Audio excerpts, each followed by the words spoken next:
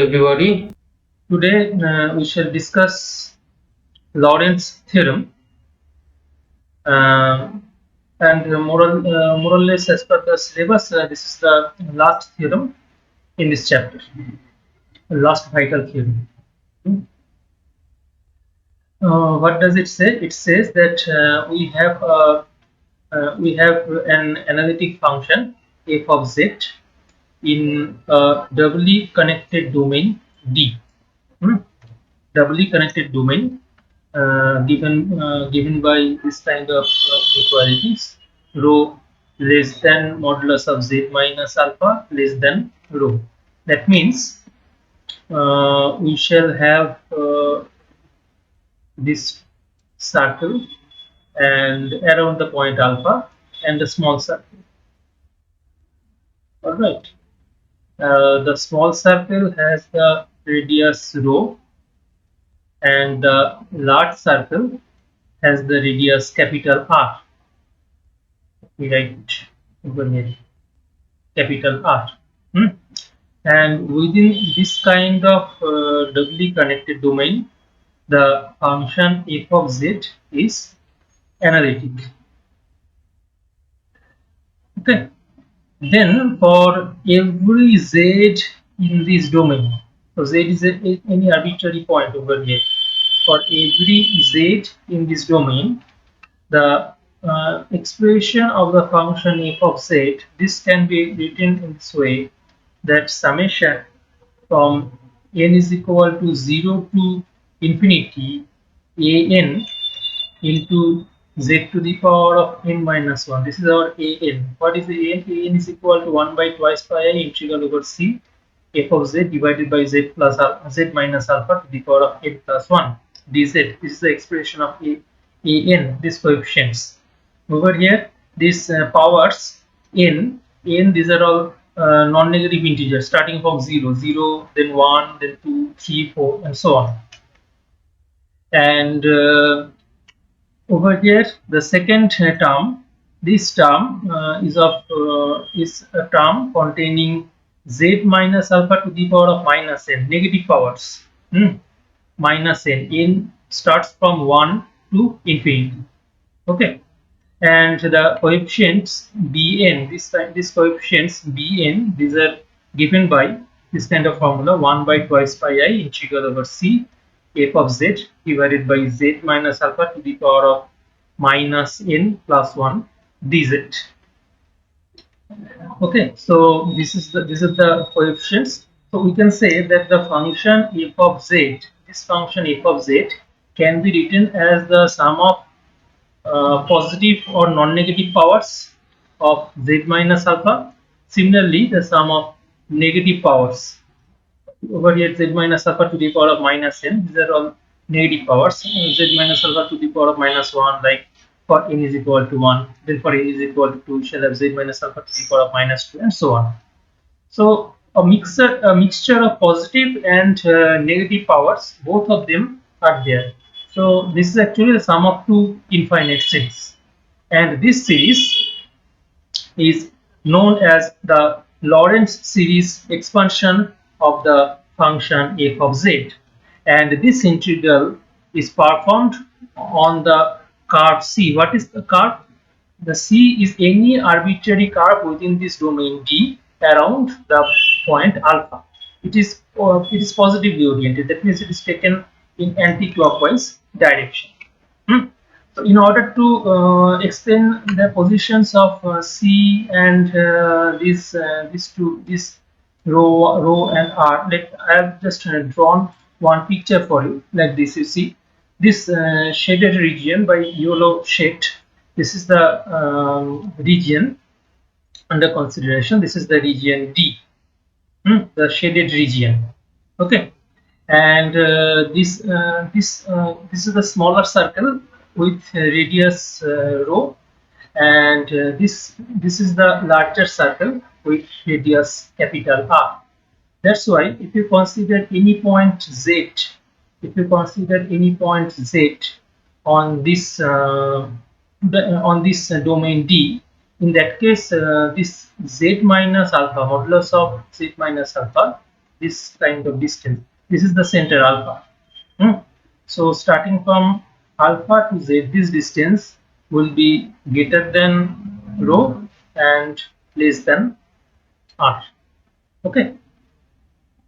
Now in this kind of doubly connected domain, we consider an arbitrary curve C around this kind. This is the arbitrary curve, the black curve.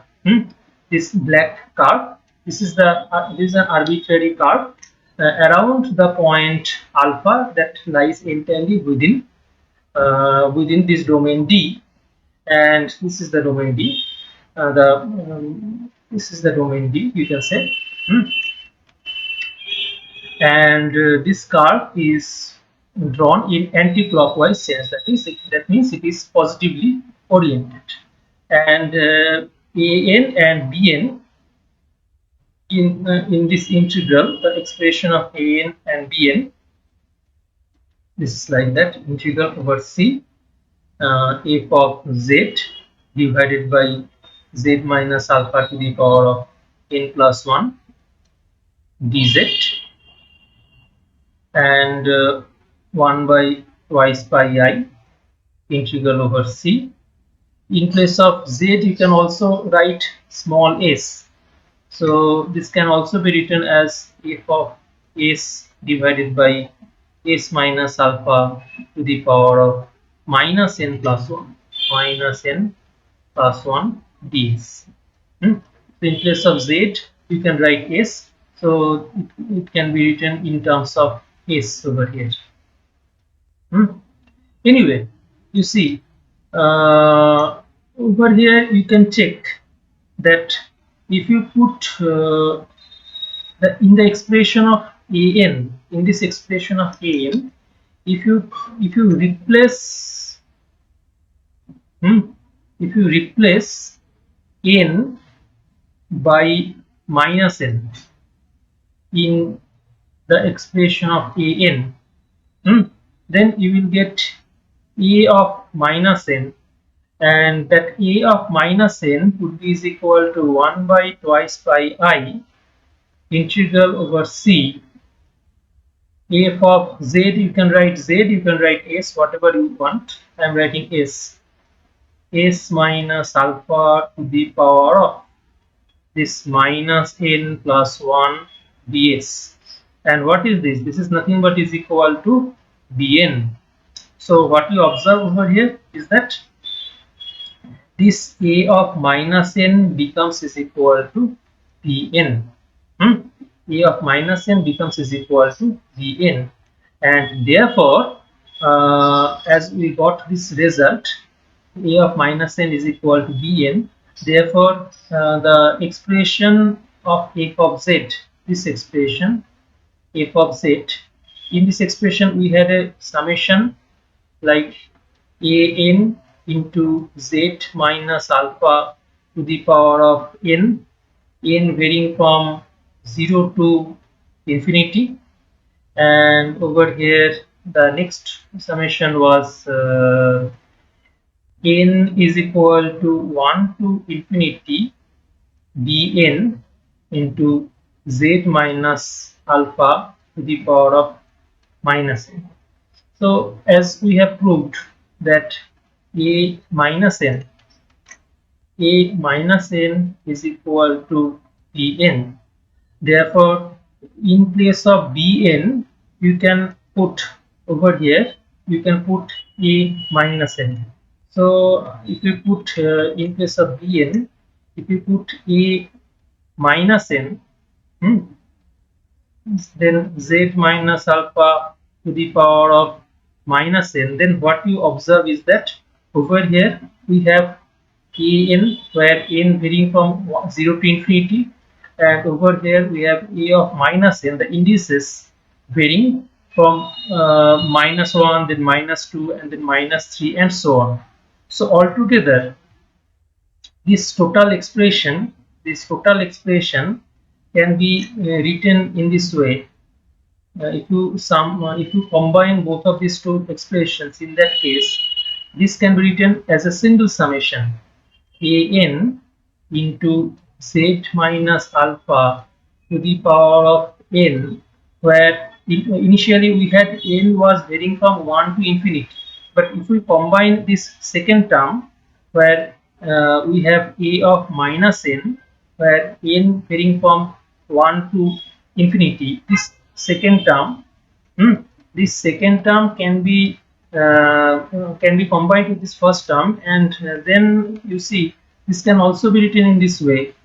You can observe that an, where n varying from -1 to minus infinity, or in other word, in opposite sense, n varying from minus infinity to minus 1. Minus infinity to minus 1. Now you see this n becomes a negative index. Therefore, in place of n, we can now write z minus alpha to the power of n. Now this n also becomes a negative index. So this is a negative number. So what we observe is that over here this is the summation from n is equal to 1 to infinity, and this is the summation from not 1, this is actually 0. Sorry, I made this mistake.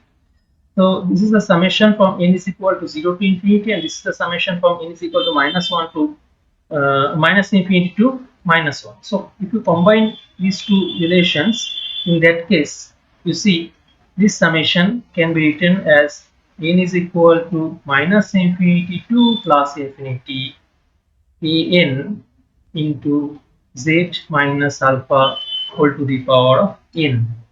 So this is a second expression which is very similar to the expansion of Taylor's theorem. And only the expression of an would be sufficient. And therefore this a over here, in this an, this n can also be considered as a negative integer as. So this is the second alternate expression of this function f of z. Okay. Now let me go to the proof of this theorem. Let me go to the proof of this theorem. How to prove this result? In order to prove this result, we draw two circles. One is this kind of circle C2, another is this kind of red circle C1. You see C1 and C2, they have drawn around the center alpha in such a way that inside this C1 and C2, if I shade it through a different color, this is the region inside C1 and C2. This is the region inside C1 and C2. Okay, and in that case, you see this region is also a ring-like region, or this kind of region is called annular region. Annular.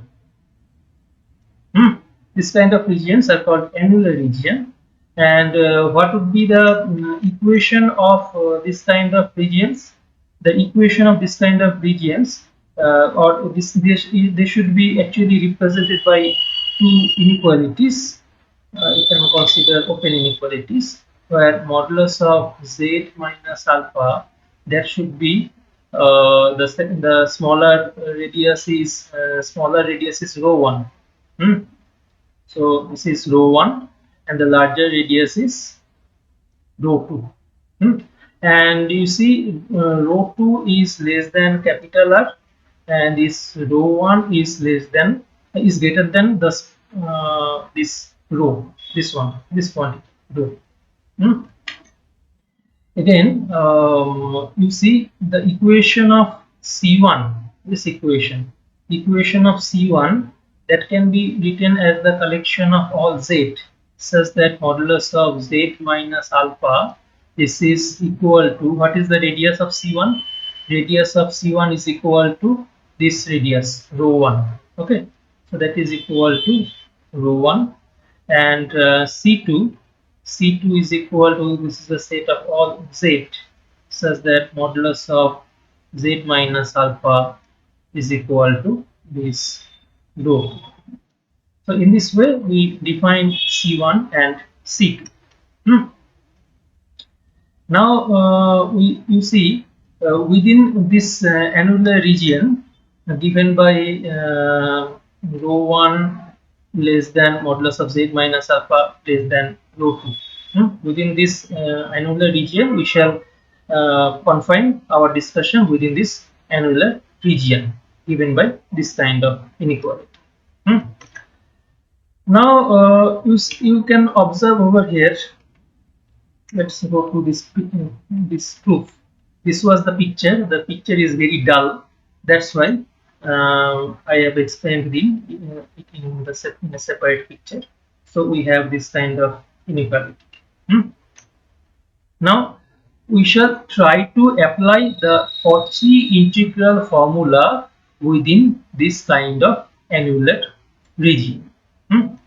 The Cauchy integral formula for this annular region, where the smaller circle has the radius rho 1 and the larger circle has the radius rho 2. So Cauchy integral formula for doubly connected domain.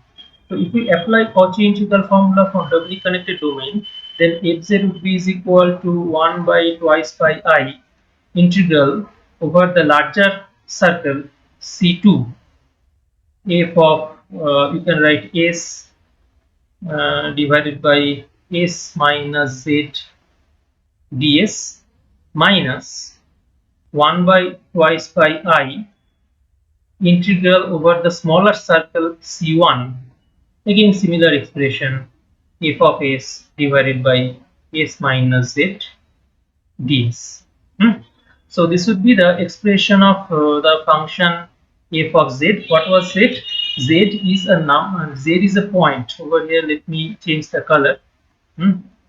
Z is any arbitrary point within this annular region. Okay, Z is any arbitrary point within this annular region. This is the position of Z. So we got the expression of f of z. Now in this first integral, you see this is the integral over on this curve C2, and in the second integral this is an integral on this curve C1.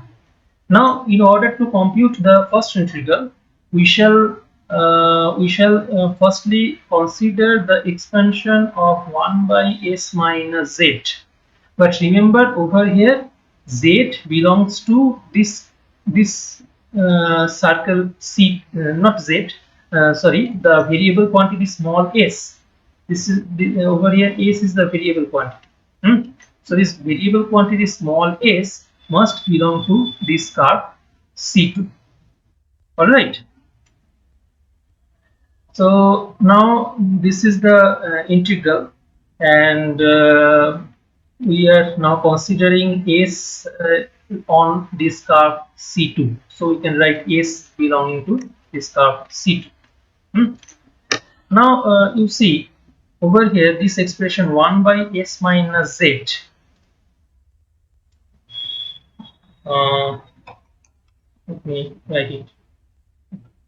This 1 by s minus z. This expression can be written as 1 by s minus alpha minus z minus alpha. So this expression can be written as 1 by s minus alpha. I'm writing it within bracket minus z minus alpha. And now further, if we take this s minus alpha common from the denominator, then s minus alpha common from the denominator. In that case, over here, in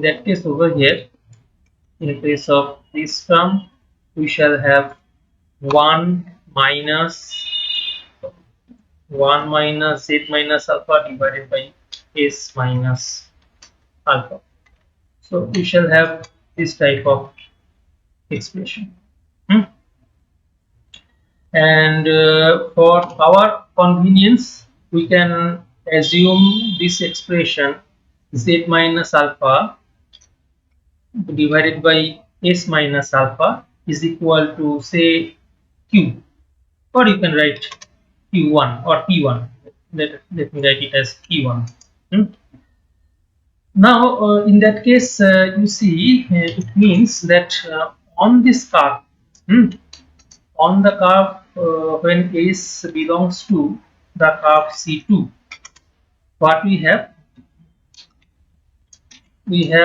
modulus of E1, hmm, that would be is equal to modulus of this expression.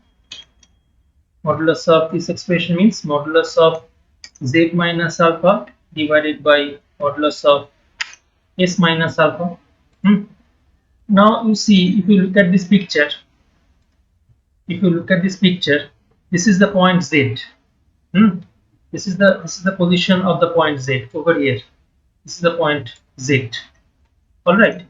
So if we draw if you draw the distance between Z and alpha, this would be the picture. So this Z, and what is S? S is a point on this curve C2. So this is the position of S. This is the position of S on this curve C2 over here.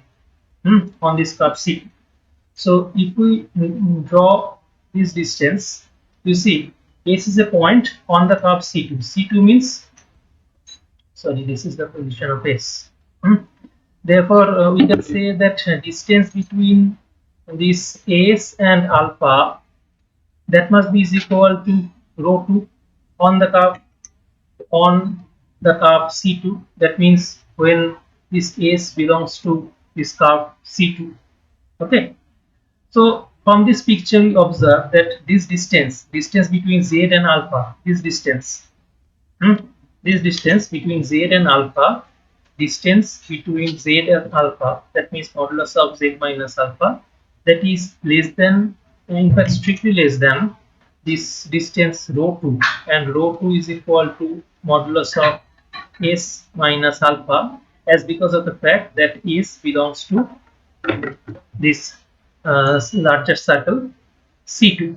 Therefore, from this result, we can say that modulus of Z minus alpha divided by modulus of S minus alpha, this distance, this quantity, that would be less than 1. And what is this? This is actually modulus of P1. Okay. So I am writing this expression as equal to modulus of P1. We can say that this modulus of P1 is strictly less than 1. And as because modulus of P1 is strictly less than 1, therefore this expression, the expression of 1 by S minus Z, or you can say this expression can be expanded in an infinite series form. You see, this can be written as say P1. So let me write it over here. This S minus Z.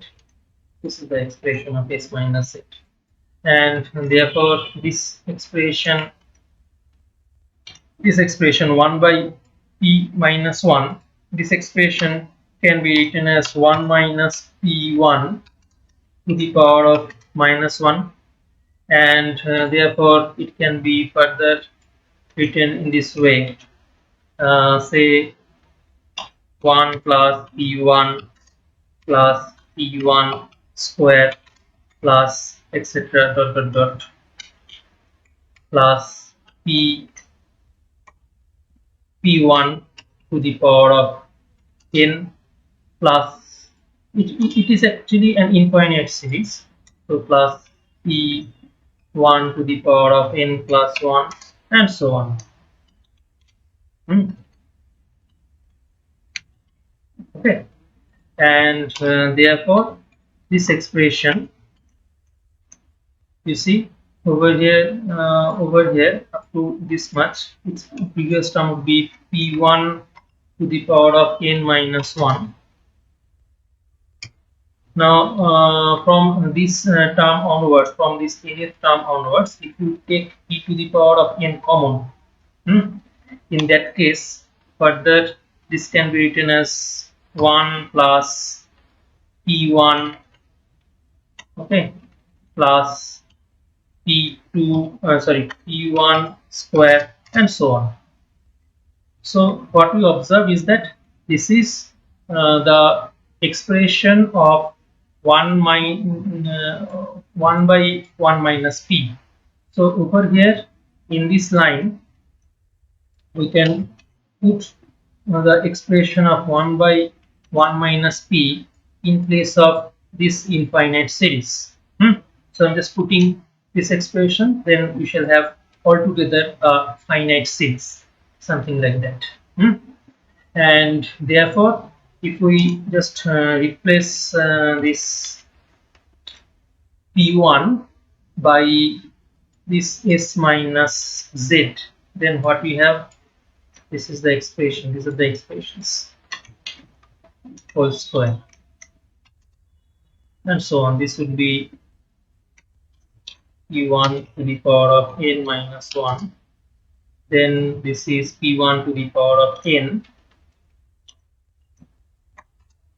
divided by 1 minus p1. So this would be the expression. Okay.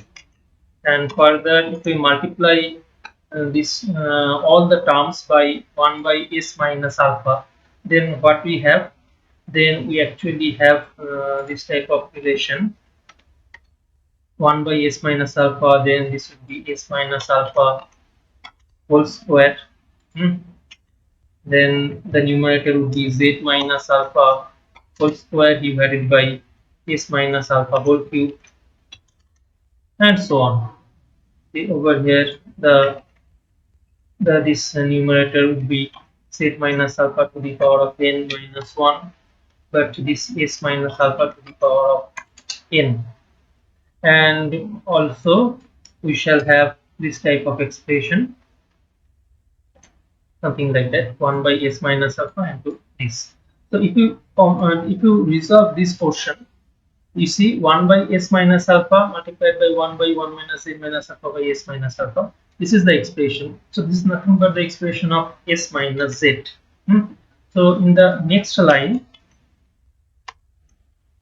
you can write 1 by s minus z in place of these two factors, something like this. And now if you consider we got the expansion of 1 by s minus. Now if you put this expansion of 1 by s minus z over here, in this integral, then what we have, the first integral, the first integral is equal to 1 by twice pi I, 1 by twice pi I integral over the curve C2.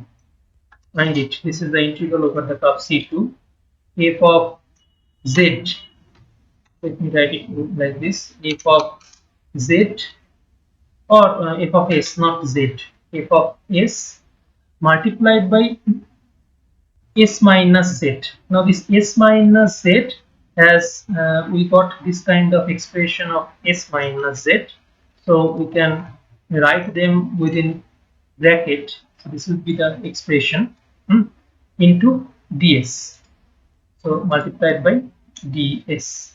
So we got this kind of large expression. Let me make it a bit smaller, like this. So this is the first integral.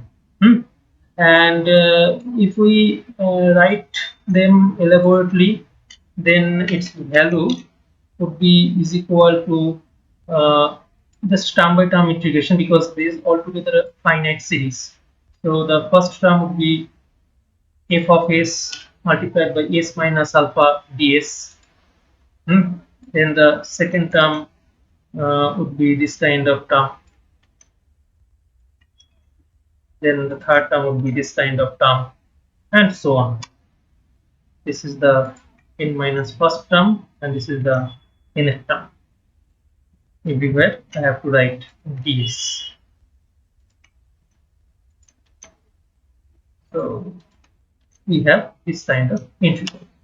Now you see, we already have deduced this result, that this kind of integral, where is the expression? I forgot to write the expression. Yes, yes. We have one result. Let me show you the result. Uh, I have, anyway, forget it. We have this result that 1 by, if we consider the general result, this terms, this expression 1 by twice pi I over here, the first term, hmm, first term, this is the first term. And if you look at this expression, we can say that this is equal to, by Cauchy integral formula, this would be is equal to f of alpha. This is the alpha, so this would be is equal to f of alpha. And again, by differentiation under the sign of integral, we got this kind of expression, that if n, the nth derivative, if n at the point alpha, this would be is equal to factorial of n factorial divided by twice pi I, factorial divided by twice pi I, integral over C2 f of s divided by s minus alpha to the power of n plus 1. We have this type of relation. So if you put n is equal to 1 over here, if you put n is equal to 1, what we have? If you put n is equal to 1, then we have f dash alpha, the first derivative, is equal to factorial of 1, that means 1 by twice pi I f of z divided by s minus alpha whole square. So this is the expression, that is actually the expression over here, that you see z minus alpha. This does not depend upon s. So this z minus alpha can be taken outside this integral sign. So we have this type of expression, and this expression is nothing but is equal to this f dash alpha. Therefore, in this term, the first term can be written as equal to f of alpha, plus the second term can, this due to this type of relation, the second term can be written as equal to this z minus alpha multiplied by f dash alpha. Now we can continue it in this fashion. Then over here, this again, this z minus alpha whole square, that can be taken outside the integral. So we shall have this type of relation. Then for n is equal to 2, if you put n is equal to 2, we'll be able to compute the expression of this integral, and that would be is equal to simply z minus alpha whole square into f double dash alpha 1 by factorial of 2, 1 by 2 factorial into f double dash alpha. So you can continue it in this fashion, and ultimately this integral over here, this can be written as 1 by z minus alpha to the power of n. So this integral can be written as equal to the n minus first derivative. So this z minus alpha to the power of n, and this integral can be written as 1 by factorial of n minus 1, 1 by factorial of n minus 1 factorial if n minus 1 at the point alpha. Okay, this much was okay. Now this is the last term. Let us call this relation to be equal to the last term Rn. Rn is equal to this type of relation. Therefore, modulus of Rn, what would be the modulus of Rn? modulus of 1 by twice pi I. Let me make it a bit larger. Hmm? Yes, over here, modulus of 1 by twice pi I, that is nothing but is equal to 1 by twice pi. Hmm? And then we shall have modulus of this type of expression. Hmm? Then you see this can be written as that is less than or is equal to how much. We can include this modulus symbol inside this integral. We can write that this expression is uh, modulus of s minus alpha. Then over here we have modulus of z minus alpha by s minus alpha to the power of n. Then we have this modulus of z s minus z, or this can also be written in this way, modulus of s minus z, then this is modulus of dz. Okay, so what we actually have modulus of Rn. Hmm? This implies that we have modulus of Rn is less than is equal to this much. Now you see f is an analytic function on this circle C2. So it is continuous and therefore it is a bounded quantity. Therefore we can say that f of s, hmm, f of s, this modulus of f of s must be less than is equal to some quantity like m or m1. Suppose this less than is equal to some m for s belonging to this curve C2, and therefore this integral,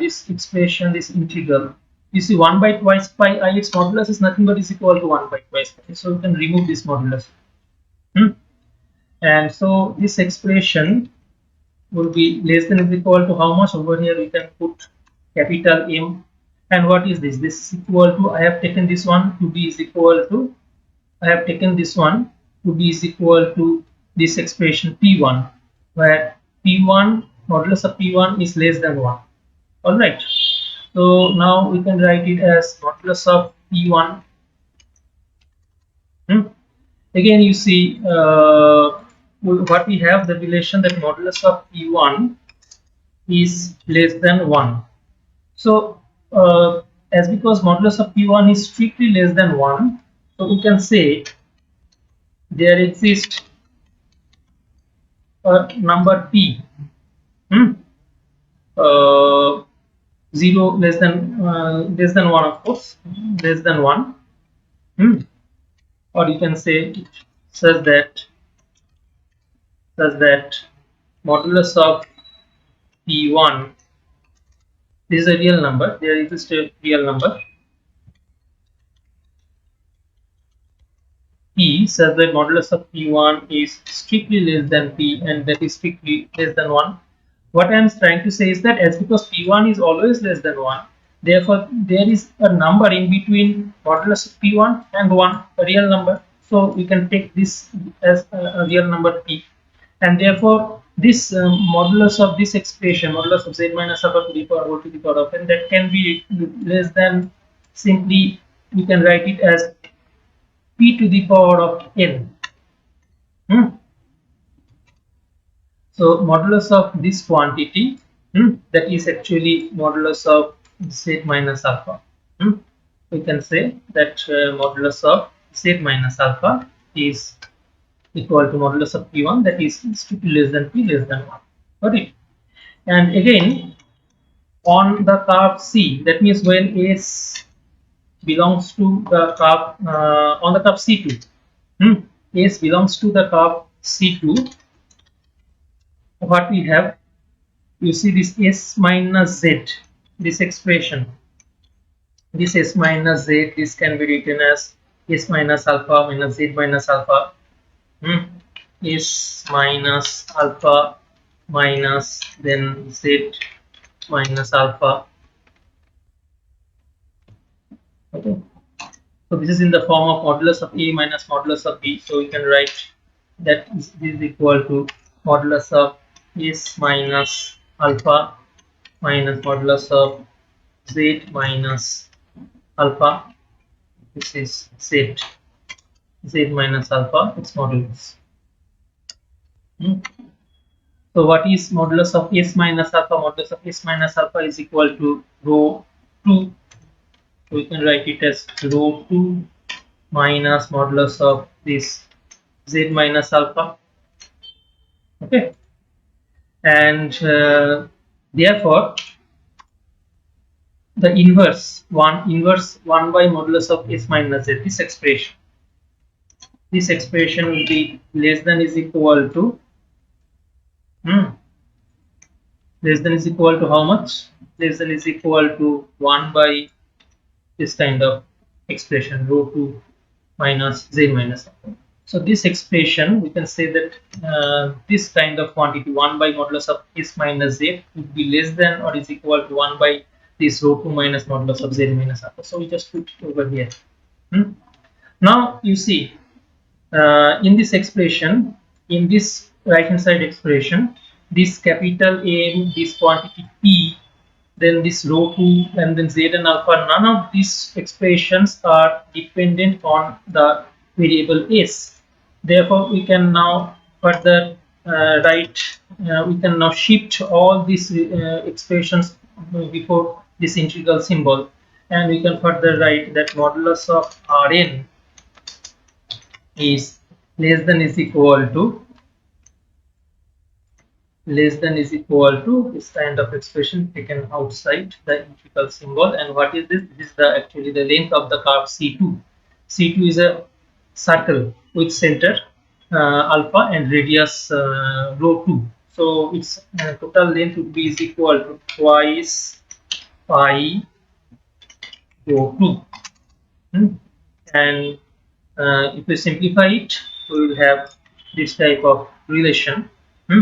And this, due to the presence of this p is less than 1, so we can say that this is tending to 0 as n tends to infinity. So what we have, this Rn, its modulus is tending to 0 as n tends to infinity.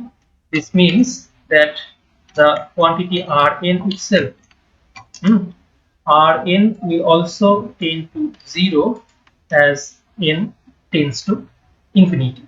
So what we got the information about this first term. And what was the first term? You see, in this first term, the remainder, this was the last remainder term. This was the last remainder term. I forgot to write the remainder expression. This remainder is tending to 0 as n tending to infinity. So if we now take the limit as n tending to infinity, then this first integral, the first integral, then this first integral can now be written as an infinite series. So we can continue this series up to infinity as this kind of infinite series, and this can be written further as the summation n is equal to 0 to infinity. These coefficients, we are writing them as an. What was these coefficients? These coefficients are this f dash alpha and all, etc. So these coefficients are is equal to coefficient of z minus alpha to the power of n. So these coefficients are equal to this coefficient an. An is equal to, you can write 1 by factorial of n into f n alpha. And what was fn alpha? You see, if you look at this expression of fn alpha, this was the expression of fn alpha. So this was the expression of fn alpha. So we can write 1 by factorial of n and 1 by factorial of n. They get cancelled. So you can write it an is equal to this kind of expression. But the problem is that integral is taken over C2. And now the integral has to be converted in terms of C1, in terms of the curve C only.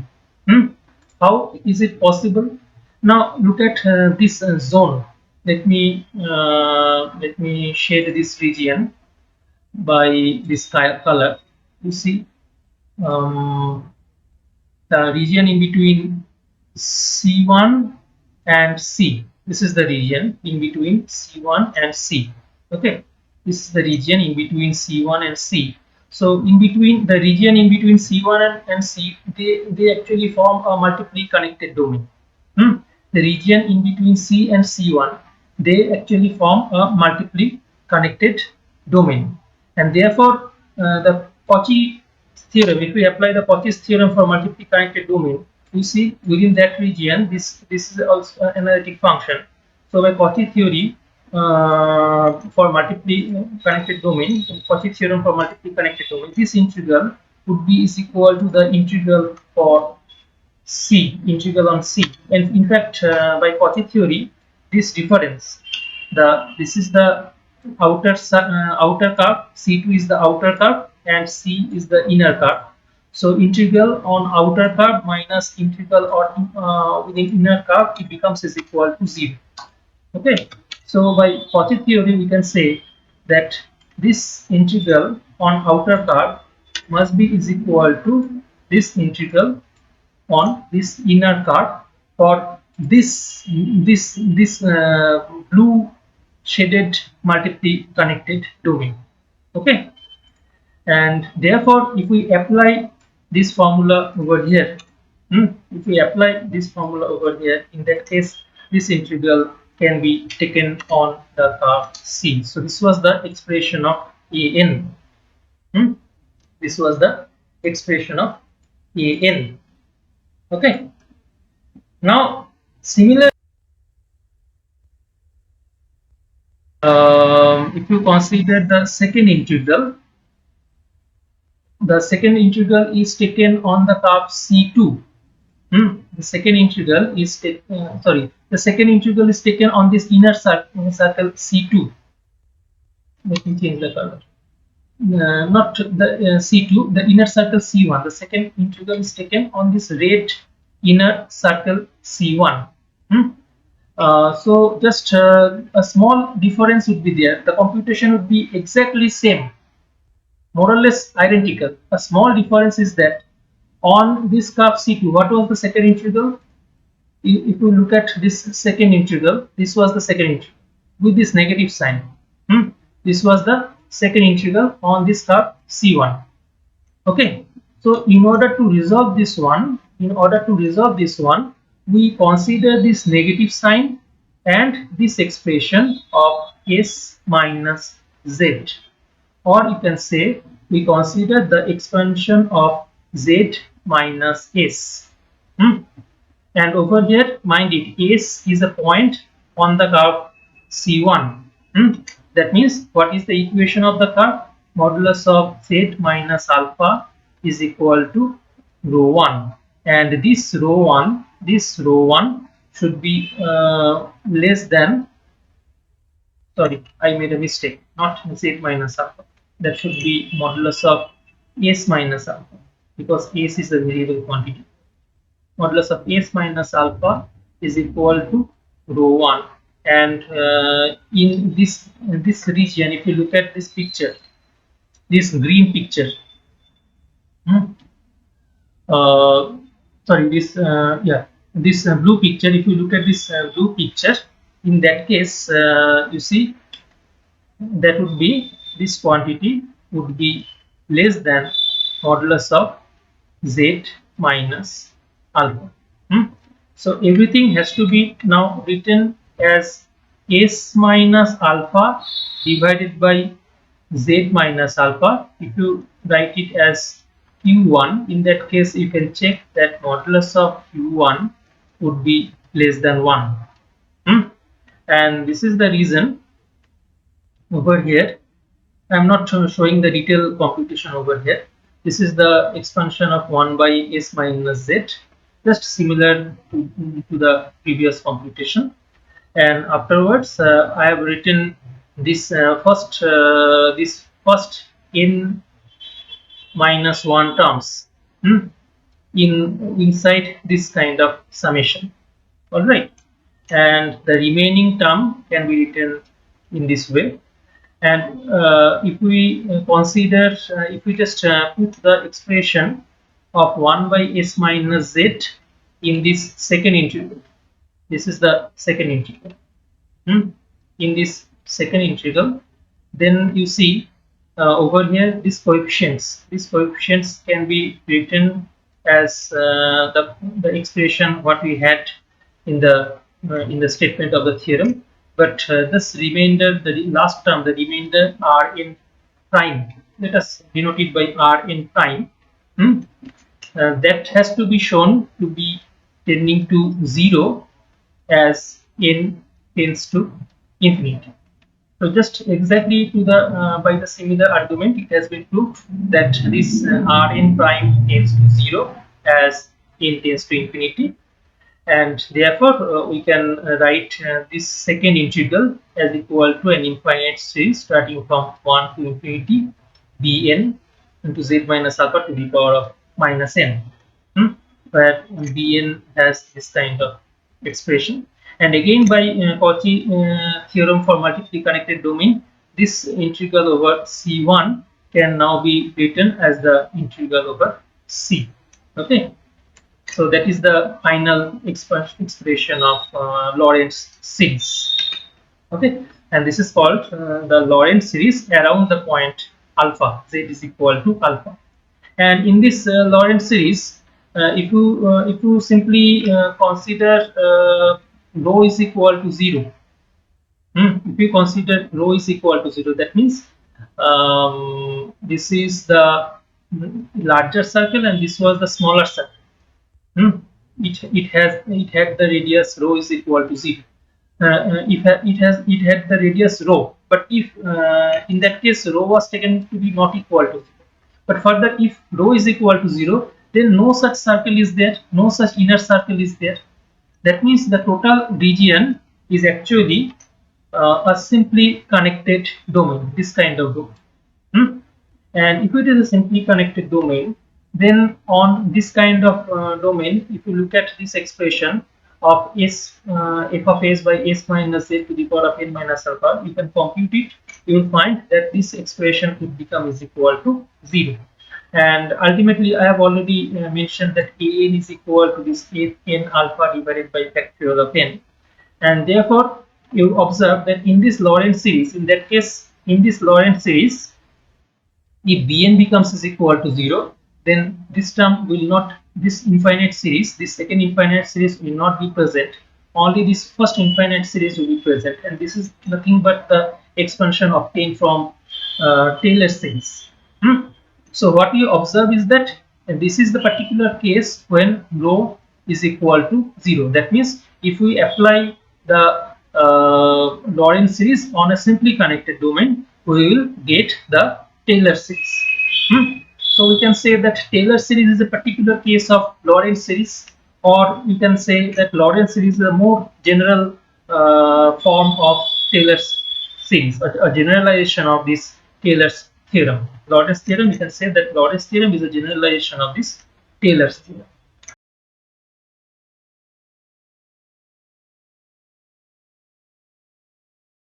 The Laurent series expansion of a function is always unique.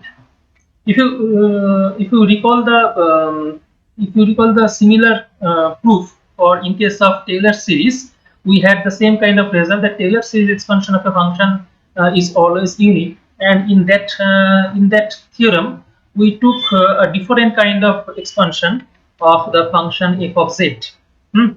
You see over here we have this Laurent series expansion, but I made a mistake over here.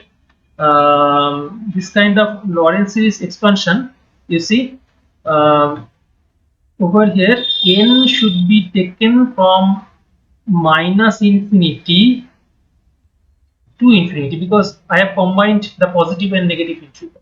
So this is a printing mistake, or you can say writing mistake. All right, and it should be true for n is equal to 0, plus minus 1, plus minus 2, and so on. Okay,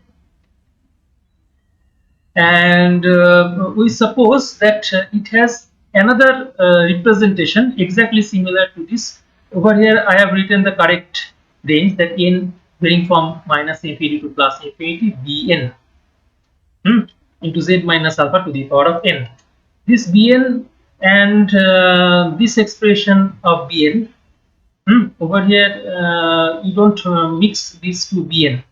I have combined this range from 0 to infinity and this range from 1 to infinity, so that the summation becomes from n is equal to minus infinity to infinity.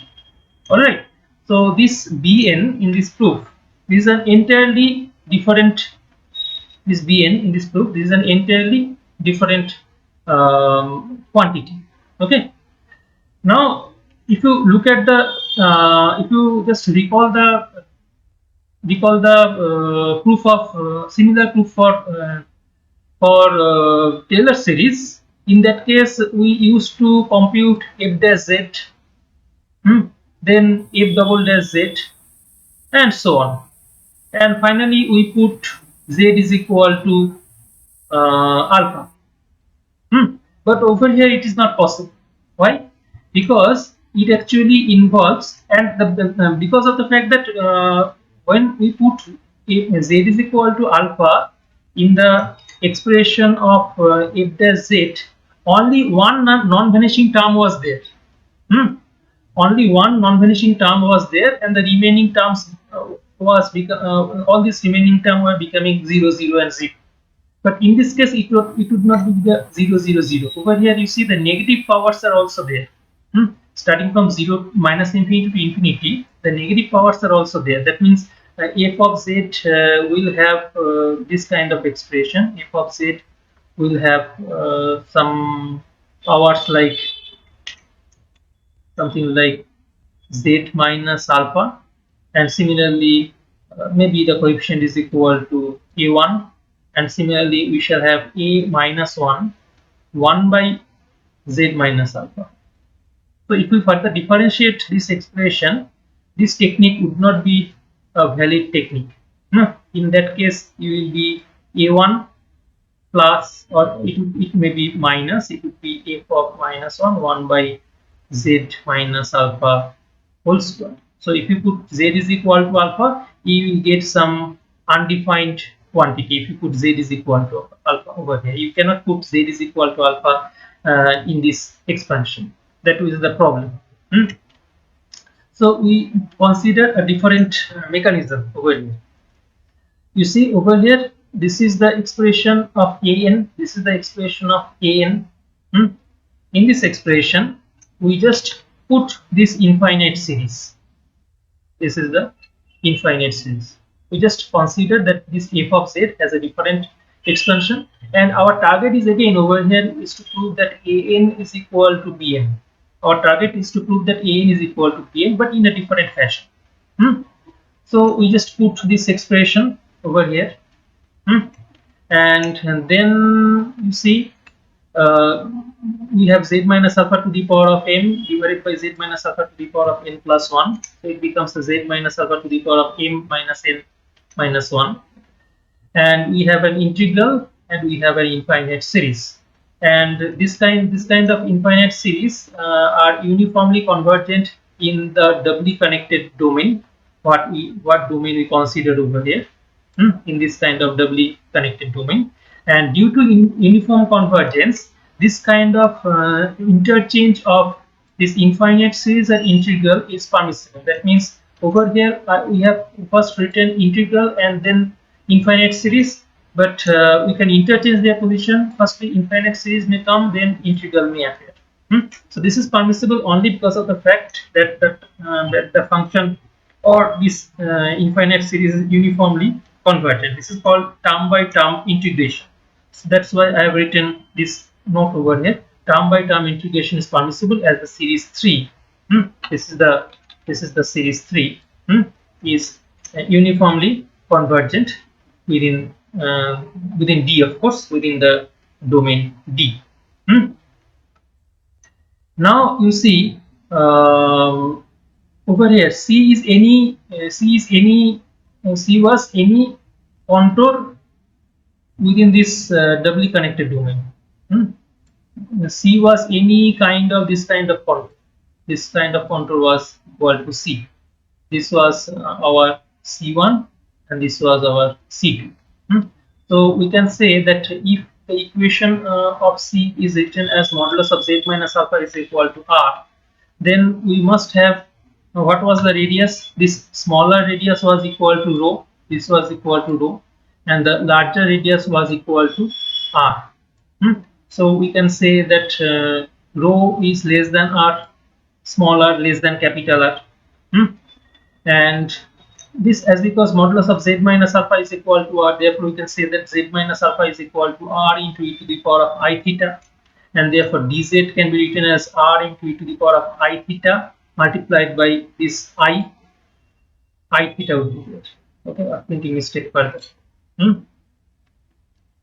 And if we now put all these expressions over here, z minus alpha, what is z minus alpha? That is equal to r into e to the power of I theta, and in place of this dz we can put this expression of dz, and then what we get? We get that this integral over c, z minus alpha to the power of n minus 1 dz, and this can be written in this fashion, and then this r into e to the power of I theta, this r into this I, etc. They will get adjust with this powers of r and theta. So finally we will have this type of result, that I into r to the power of m minus n into e to the power of I into m minus n into theta. So now you consider, if you put m is equal to n, if you put m is equal to n, then what we have? If you put m is equal to n, then this integral is equal to I into integral from 0 to twice pi r to the power of 0, that is actually 1, e to the power of 0, that is again 1, into d theta. So this value would be is equal to twice pi I. So this is the value of this integral when m becomes is equal to n. But if m is not equal to n, if m is not equal to n, then this expression e to the power of I into m plus n theta, this expression can be written as cos of m minus n theta plus I sine of m minus n theta. All right, and you see this r to the power of m plus n, this r and theta are two independent variables, therefore this r to the power of m plus n behaves like m minus n, r to the power of m minus n behaves like a constant, so we can take it outside this integral symbol.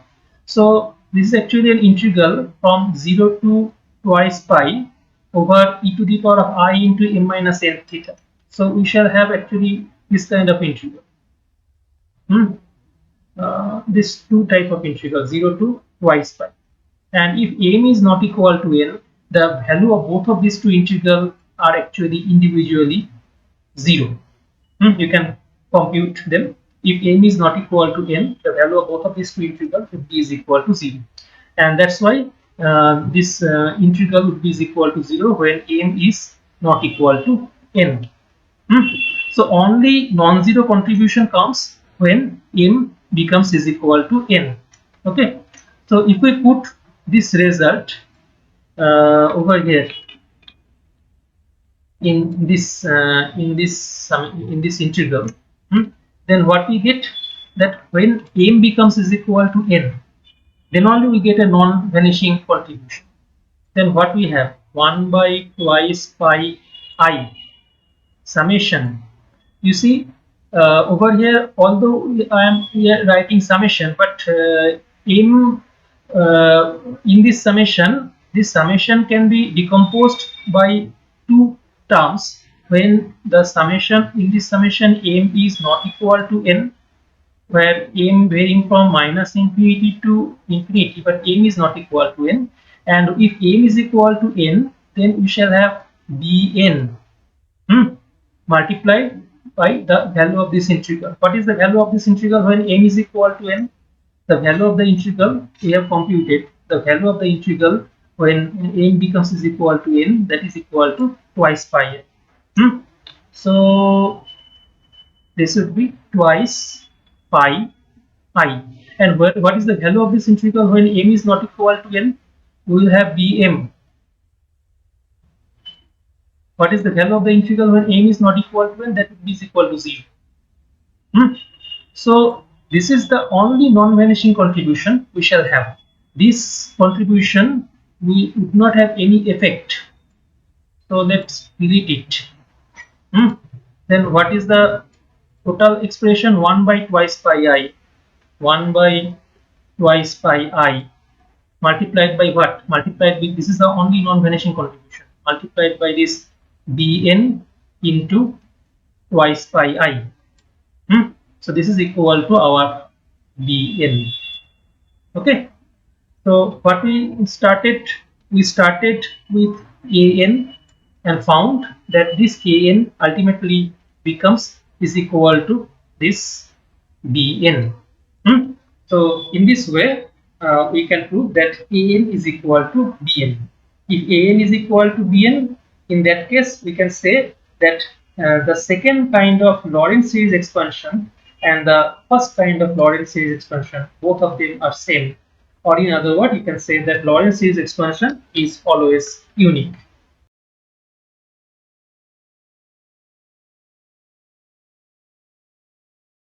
You can go through this kind of examples, that f of z is equal to z plus 1 by z.